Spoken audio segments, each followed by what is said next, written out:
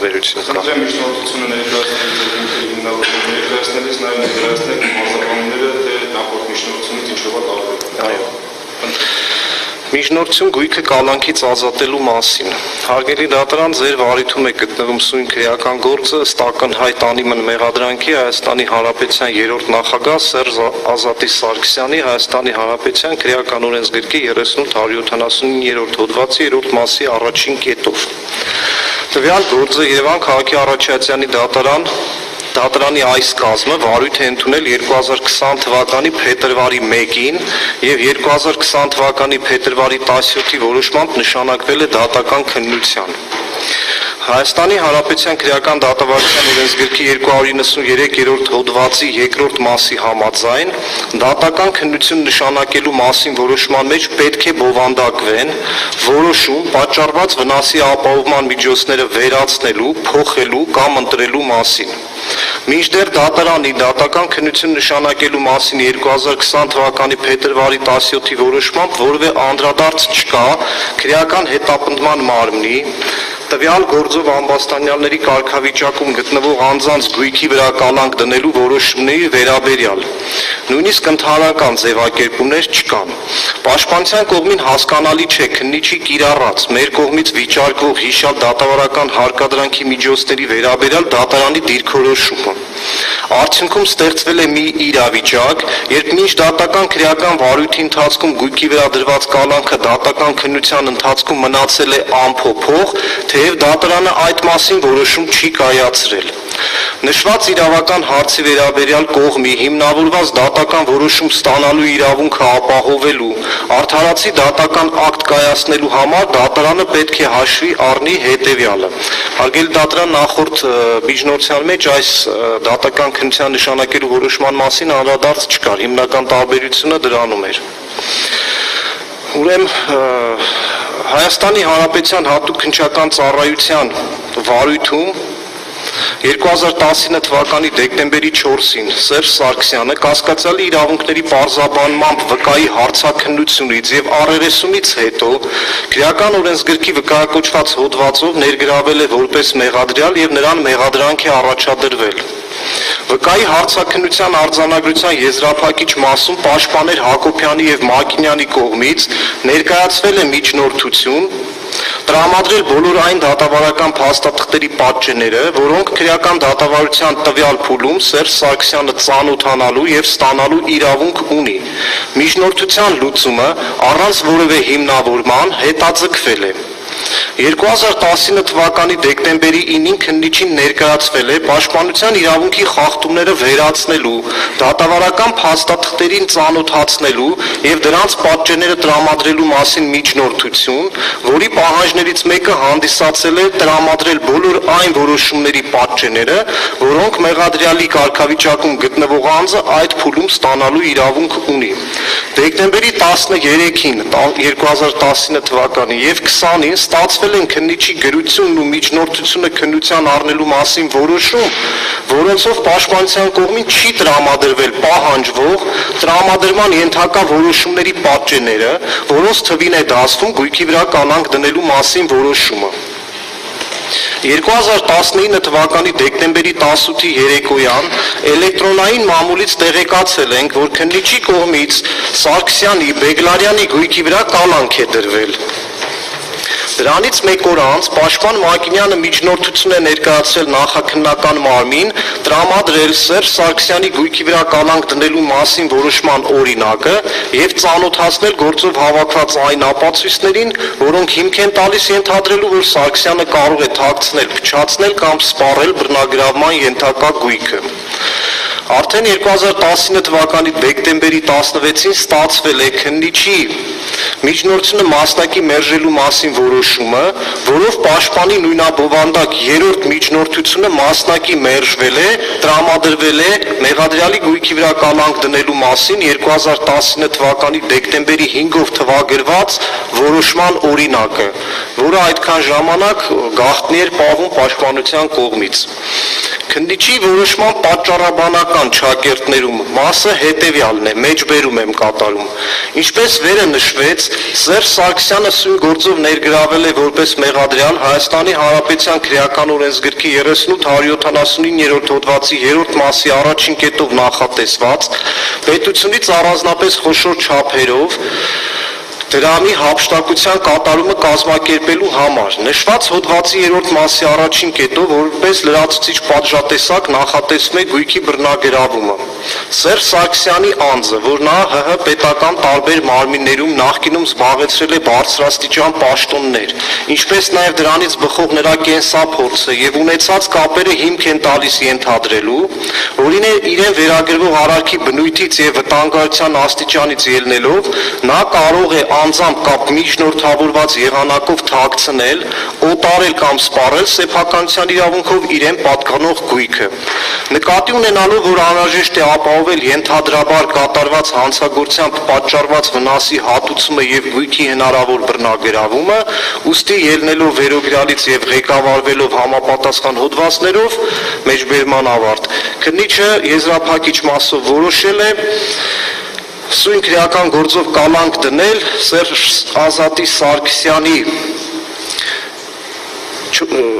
Սարգսյանի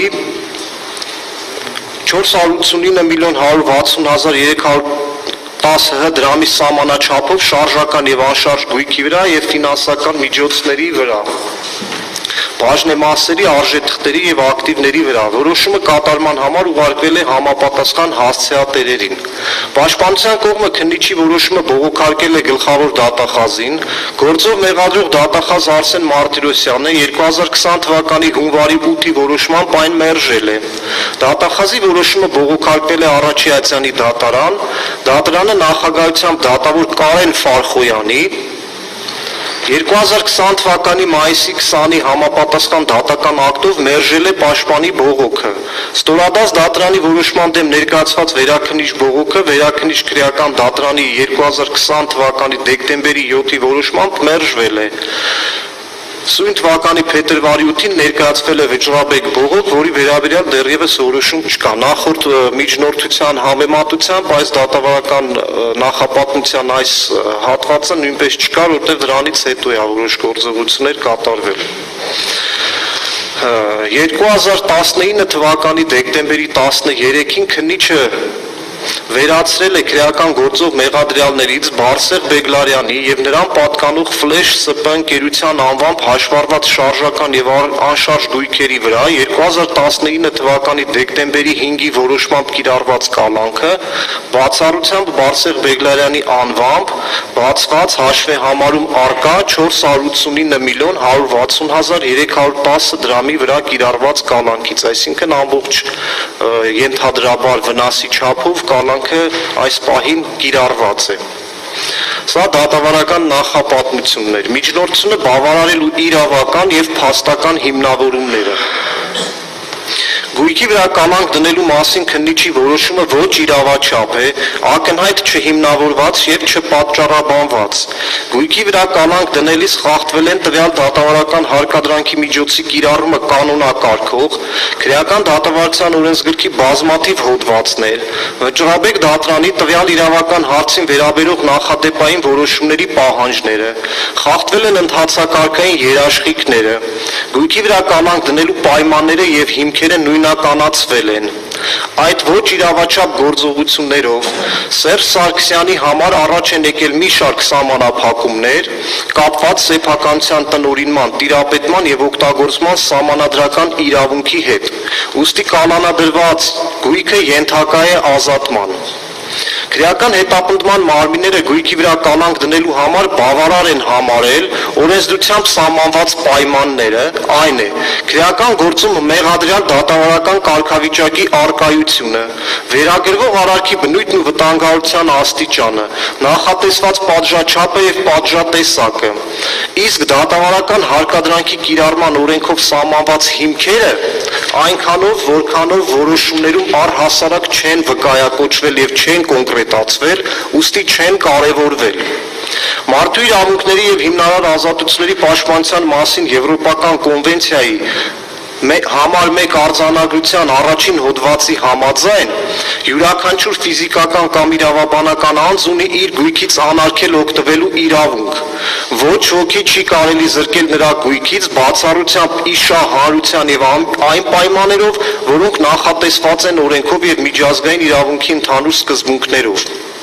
Մարդու իրավունքների Եվրոպական դատարանի նախադեպային իրավունքի համաձայն հիշյալ արձանագրության առաջին հոդվածում սահմանված 3 առանցին կանոններից բխում է, որ անհրաժեշտ է բարենպաստ հավասարակշռություն ստեղծել հարության շահից բխող պահանջմունքների եւ անհատի իրավունքների միջև։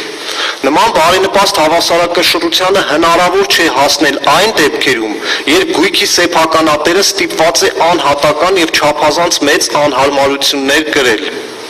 Պետք է հաշվի առնել սեփականության իրավունքով իրեն պատկանող գույքից օգտվելու սահմանափակմամբ անձի վրա չափազանց ծանր բեռ դնելու ռիսկը եւ հետեւաբար պետք է ապահովել համապատասխան դատավարական երաշխիքներ համոզվելու համար, որ անձի սեփականության իրավունքի վրա առկա ազդեցությունը կամայական կամ ոչ կանխատեսելի չէ։ Վկայակոչել եմ Հայաստանի Հանրապետության Սահմանադրության 10-րդ հոդվածը, 60-րդ հոդվածի առաջին մասը,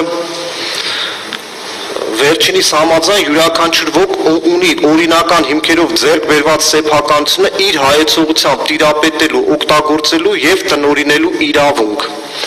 Նույն հոդվածի 3-րդ մասում նշված է, որ սեփականությունը կարող է սահմանափակվել միայն օրենքով հարության շահերի կամ այլոց իրավունքների եւ ազատությունների պաշտպանության նպատակով։ Ամփոփելով շարադրված կոնվենցիոն եւ սահմանադրական դրույթները, կարելի է փաստել, որ գույքի տիրապետման, տնօրինման եւ օգտագործման սեփականատիրոջ իրավազորությունները մեծ կարեւորության իրավական արժեքներ են, որոնք ունեն սահմանադրական բնույթ։ Դրանց սահմանափակման համար անհրաժեշտ է, որ հակակշիռ իրավական շահն ունենա բացառիկ նշանակություն։ Հետևաբար վարույթ իրականացնող մարմինը ընդհանուր շահի եւ անհատի իր գույքից անարգել օգտվելու իրավունքի պաշտպանության պահանջների միջև պարտավոր է ապահովել արդարացի հավասարակշռություն։ Սեփականության իրավունքի սահմանափակման տարատեսակ է հանդիսանում գույքի վրա կալանք դնելու քրեադատավարական ինստիտուտը, որի օրենսդրական կարգավորումները տրված են քրեական դատավարության օրենսգրքի 32-րդ գլխում։ Դատավարության ցանկացած հարկադրանքի միջոց կիրառելիս դրա իրավասություն ունեցող պաշտոնատար անձը պարտավոր է հիմք ընդունել եւ ղեկավարվել նաեւ քրեական դատավարության օրենսգրքի հետեւյալ սկզբունք նորմերով։ Հոդված 2. Քրեական դատավարության օրենսդրության խնդիրները, մաս 2. Քրեական դատավարություն իրականացնող մարմինները պարտավոր են ձեռնարկել բոլոր միջոցառումները, որպեսզի իրենց գործունեության արդյունքում ոչ ոք անօրինական կամ առանց անհրաժեշտության չենթարկվի դատավարական հարկադրանքի միջոցների, իրավունքների եւ ազատությունների այլ սահմանափակման։ Հոդված 7. Օրինականությունը, մաս 2. Ոչ ոք չի կարող քրեական գործով ձերբակալվել, խուզարկվել, ենթարկվել բերման եւ դատավարական հարկադրանքի այլ միջոցների, ինչպես նաեւ իրավունքների ու ազատությունների այլ սահմանափակումների այլ կերպ, քան օրենքով սահմանված հիմքերով եւ կարգով։ Եվ հոդված 9. Անձի իրավունքները, ազատությունները եւ արժանապատվությունը հարգելը, մաս 2. Դատավարական հարկադրանքի միջոցներ կիրառվում են միայն այն դեպքում, երբ այդպիսի որոշման անհրաժեշտությունը հիմնավորված է պատշաճ իրավական ընթացակարգով։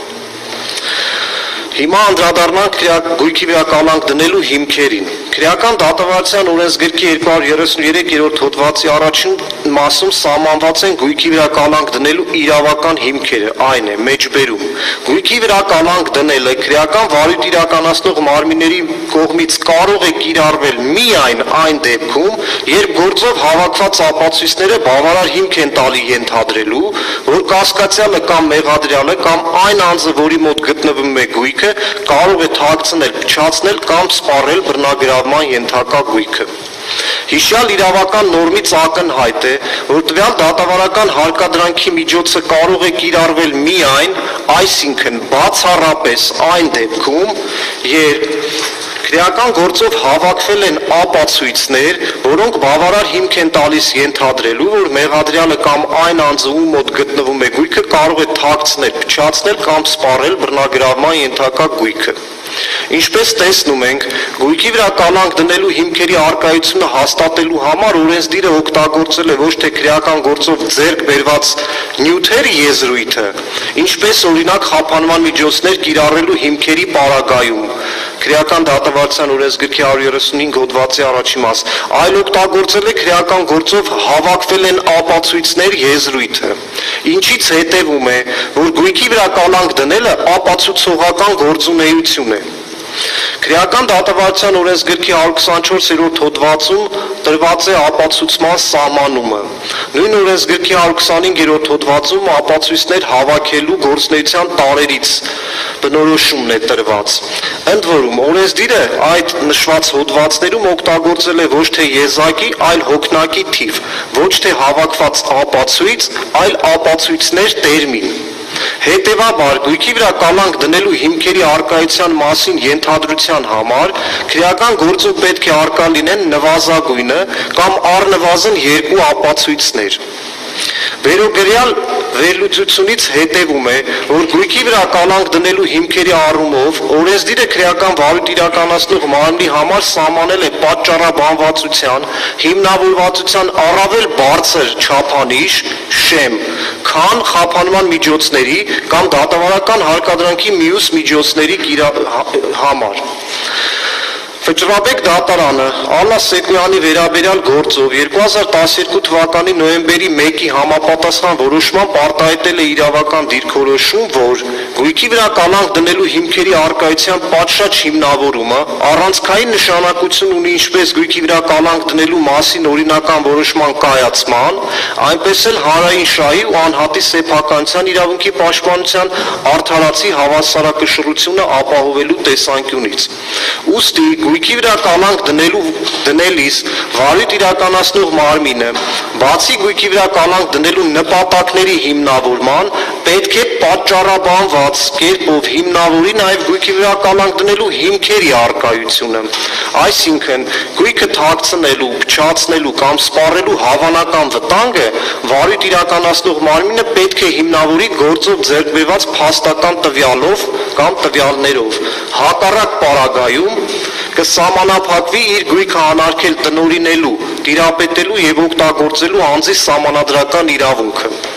Սամվել Մայրապետյանի վերաբերյալ գործով 2019 թվականի դեկտեմբերի 20-ի որոշմամբ Վճռաբեկ դատարանը փաստել է, որ գույքի վրա կալանք դնելու մասին քրեական վարույթ իրականացնող մարմնի որոշումը պետք է լինի օրինական, հիմնավորված եւ պատճառաբանված։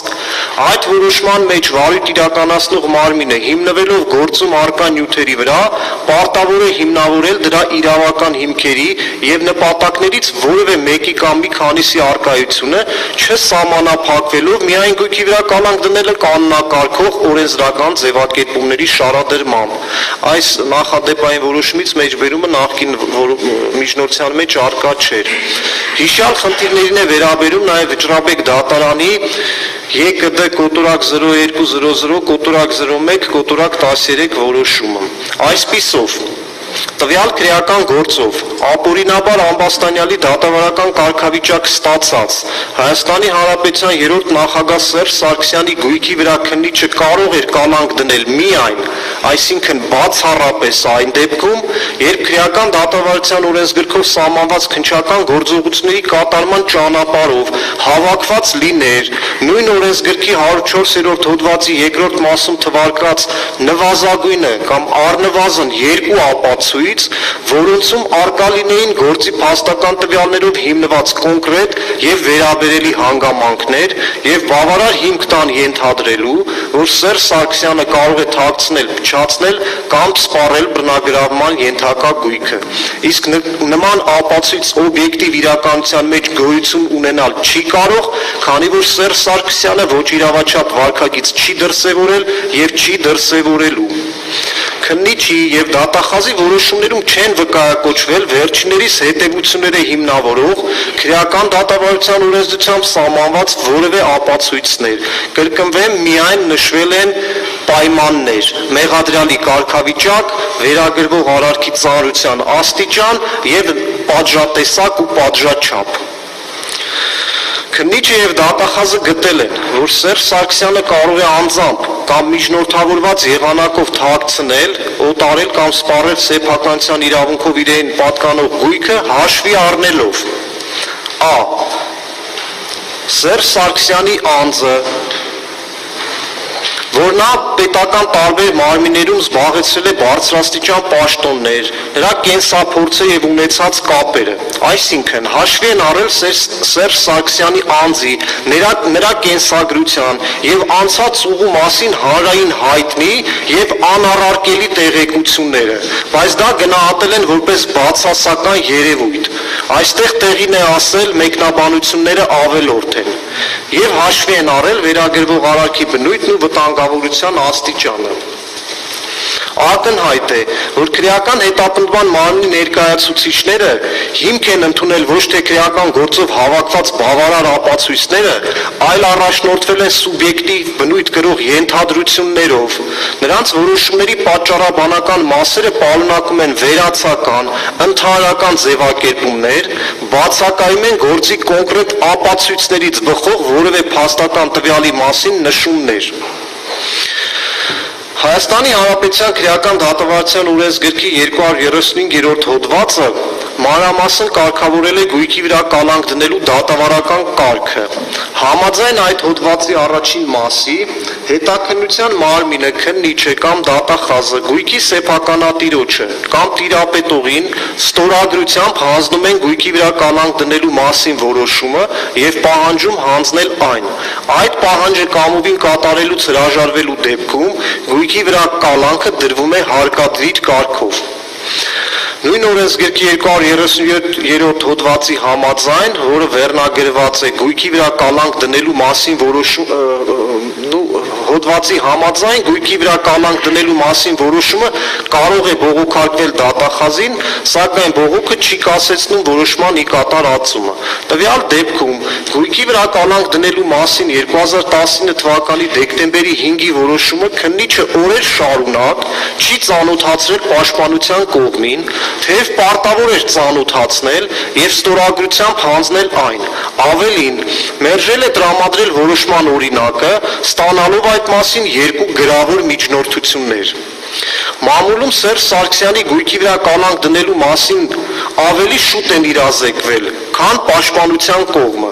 Քննիչը գույքի վրա կալանք դնելու մասին որոշման մեկ օրինակը մեզ տրամադրել է կայացնելուց 21 օր անց 2019 թվականի դեկտեմբերի 26-ին, երբ նման պահանջով եւս մեկ գրավոր միջնորդություն է ստացվել 2019 թվականի դեկտեմբերի 19-ին։ Որոշման եզրափակիչ մասում նշված չէ, որ այն պետք է ստորագրությամբ հանձնվի գույքի սեփականատիրոջը կամ տիրապետողին, նշված պարզաբանված չէ բողոքարկելու իրավունքը, կարգը եւ ժամկետները։ Զարմանալի է նման գործելավոճ ընտրած քննիչի 2019 թվականի դեկտեմբերի 21-ի միջնորդությունը մասնակի մերժելու մասին որոշման մեջ զետեղված պատճառաբանությունը։ Այն է. միաժամանակ վարույթ իրականացնող մարմինը գտնում է, որ մեղադրյալի իրավունքների արդյունավետ պաշտպանության իրականացման համար նրան պատկանող գույքի վրա կալանք դնելու մասին որոշումը ենթակա է տրամադրման նրան եւ նրա պաշտպանին։ Ռետորական հարց է առաջ գալիս. ինչու է 21 օր շարունակ խոչընդոտել այդ իրավունքների արդյունավետ պաշտպանության իրականացմանը։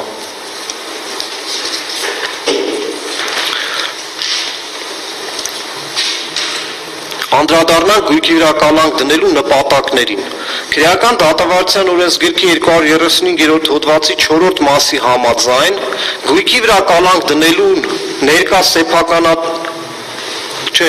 ոչ թե նպատակներին, այլ ընթացակարգին։ Գույքի վրա կալանք դնելու ներկա գտնվող սեփականատերը կամ գույքի տիրապետողն իրավունք ունի որոշել, թե առաջին հերթին որ արժեքների կամ այլ առարկաների վրա է անհրաժեշտ կալանք դնել, ապահովելու համար որոշման մեջ նշված գումարները։ Քննարկվող դեպքով քրեական վարույթ իրականացնող մարմինը մինչև գույքի վրա կալանք դնելը առհասարակ չի պարզել։ Սերժ Սարգսյան ընդհանրապես գույք ունի թե ոչ, որտեղ է այն։ Կալանադրման ենթակա գույքի սեփականատիրոջը կամ տիրապետողին չի առաջարկվել կամ պահանջվել կամովին հանձնել գույք, գույքի վրա կալանք դնելու օրենքով սահմանված գործընթաց ընդհանրապես տեղի չի ունեցել։ Հետևաբար չի ներգրավել մասնագետ ապրանքագետ, չի որոշվել որևէ գույքի արժեք։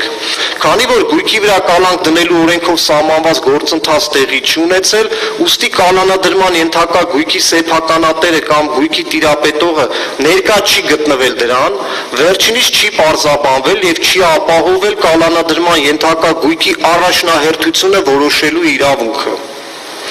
Համաձայն Հայաստանի Հանրապետության քրեական դատավարության օրենսգրքի 235 հոդվածի 5-րդ մասում արկա իմպերատիվ պահանջի հետաքննության մարմինը քննիչը կամ դատախազը գույքի վրա կալանք դնելու մասին կազմում է արձանագրություն։ Արձանագրության մեջ փաստաթղթում մասնավորապես թվարկվում է գույքը, որի վրա կալանք է դրվում ճշգրիտ նշելով անվանումը, քանակը, քաշը, մաշվածության աստիճանը, այլ անհատական հատկանիշներ, հնարավորության դեպքում արժեքը, նշվում է թե ինչպիսի գույք է վերացված եւ ինչպիսին թողնված պահպանության, շարադրվում է կալանադրված գույքը այլ անձանց պատկանելու մասին ներկաների հայտարարությունները։ Նույն հոդվածի 6-րդ մասը սահմանել է. համապատասխան արձանագրության պատճեն ստորագրությամբ հանձնվում է սեփականատիրոջը։ Տվյալ դեպքում գույքի վրա կալանք դնելու օրենքով սահմանված գործընթաց տեղի չի ունեցել, բնականաբար որևէ արձանագրություն չի կազմվել եւ գույքի սեփականատիրոջը չի հանձնվել։ Անհասկանալի է վարույթ քրեական հետապնդման մարմինների շտապ ուղղականությունը, ինչպես նաև հասկանալի չէ, թե քրեական դատավարության ներկա փուլում քննիչի որոշման հիման վրա, ինչպես ում կողմից է իրականացվելու գույքի վրա կալանք դնելու քրեական դատավարության օրենսգրքով սահմանված ընթացակարգը, ով եւ ինչպես է այդ մասին իրազեկելու գույքի սեփականատիրոջը կամ օրինական տիրապետողին, ինչպես է տնօրինելու արգելադրվելիք գույքի ճակատագիրը։ Զարմանալի է քրեական հետապնդման մարմինների այն հիմնավորումը, որ Հայաստանի Հանրապետության 3-րդ նախագահ Սերժ Սարգսյանի գույքը պետք է կալանադրվի, հաշվի առնելով նրա անձը, զբաղեցրած բարձրաստիճան պաշտոնները, ինչպես նաև դրանից բխող կենսափորձը եւ ունեցած կապերը։ Համաձայն Հայաստանի Հանրապետության 3-րդ նախագահ Սերժ Սարգսյանի պաշտոնական կայքեջում արկա տվյալների, ես այստեղ միջնորդության մեջ մանրամասն ներկայացրել եմ հարգելի դատարան նշված է զբաղեցրած պաշտոնները, նաև կենսագրական որոշակի տվյալներ։ Այսպիսով, Հայաստանի Հանրապետության 3-րդ նախագահ Սերժ Սարգսյանի անձի, նրա կենսագրության եւ անցած ուղու մասին անառարկելի վերը նշված տեղեկությունները, նրա սույն, ինչպես նաև այլ քրեական գործերով դրսևորած պատշաճ վարքագիծը առավել քան հաստատում են, որ Սերժ Սարգսյանի գույքի վրա կալանք դնելու, հետևաբար նրա որոշակի իրավունքները եւ ազատությունները սահմանափակելու անհրաժեշտությունը իսպառ բացակայել է։ Չեն եղել նրա գույքի նկատմամբ կալանք դնելու օրենքով սահմանված հիմքերից եւ ոչ մեկը։ Վերոգրյալի հիման վրա ղեկավարվելով Հայաստանի Հանրապետության քրեական դատավարության օրենսգրքի 73-րդ հոդվածի առաջին մասի 9-րդ կետով միջնորդում եմ թիվ ԵԴ կոտորակ 0048 կոտորակ 01 կոտորակ 20 քրեական գործով կալանքից ազատել քննիչի 2020 թվականի դեկտեմբերի 5-ի մեղադրյալի գույքի վրա կալանք դնելու մասին անհիմն եւ չպատճառաբանված որոշմամբ Սերժ Ազատի Սարգսյանի գույքը։ Միջնորդության մեկ օրինակը գրավոր լրացված տարբերակով ներկայացնում եմ դատարան, մեկ օրինակը ներկայացնում եմ մեղադրող դատախազին։ Դատարան Արգելադրան մի անդրադառնում եմ միջնորդությանը եւ խնդրում եմ հարգելի դատարանը այս միջնորդությունը քննելուց հաշվի առնի լրացված միջնորդության ներկայացված փաստերը, հիմքերը եւ հիմնավորումները եւ այդ սահմաններում ներկայացված միջնորդությունը բավարարի։ Այսքան։ Պարոն Սարգսյանյանն է ձեր պաշտպանը։ Այո, միանում։ Շատ բարի։ Ես ամբաստանյանների պաշտպանի